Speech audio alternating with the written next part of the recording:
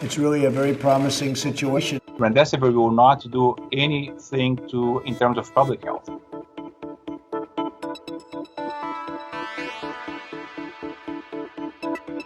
The country's hearing about this now. They need to hear it straight right now. And they're not going to do better as a source than you. You've got no agenda other than the science of this. So people will hear about this. Remdesivir. This is it. This is the cure. We can reopen now. We're going to be okay. Stop with all this isolation, all the mask craziness. We have something that'll keep us from dying. Let's reopen. Let's be more ambitious. What is your caution? Well, I can tell you with 100% certainty, Remdesivir should not change even with the data we have today, with the positive data that we can shorten the time of disease, we can potentially save lives. Remdesivir will not do anything in terms of public health. And Remdesivir is going to benefit people with moderate to severe disease that are right in a hospital. So just having the Remdesivir available, let's say if the FDA approves the Remdesivir available, it's great. It's going to be great to benefit patients that are sick, very sick from COVID in a hospital. But when it comes to public health, Remdesivir is going to have absolutely no impact because Remdesivir is not a drug to be used to prevent an infection.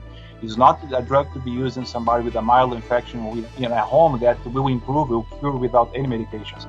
Remdesivir is for a very specific, a small proportion of patients that get really sick, that have a high risk of death, and this is the patient population that will benefit from Remdesivir. So Remdesivir should not have any significant impact in terms of public health policy, in terms of opening or closing.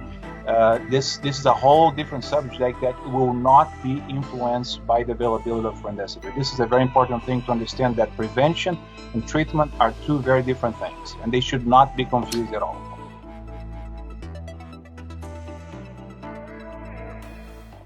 Who are the people that run the world? It's not some shadowy secret society. It's the very people you'd think. Politicians, the ultra-rich, military contractors, monarchs, media moguls. Hi, I'm Sean Morrow, the host of Who Is, the podcast, the first podcast from Now This and iHeartRadio. On Who Is, I'll dive deep into the fascinating lives of the people who run things, those whose decisions impact every aspect of our lives.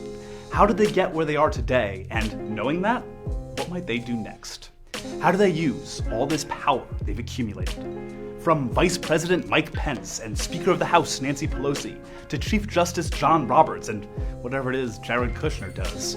On Who Is, I'll introduce you to the reporters and experts who know these real-life world molders best. Sharp-eyed observers and confidants who work with, follow, and examine our subjects every day. For more, hit the link below or search Who Is on the iHeartRadio app or wherever you get your podcasts. Also, don't forget to hit up the Who Is Snapchat, YouTube, and Facebook pages for the series playlist to check out all the video episodes you may have missed.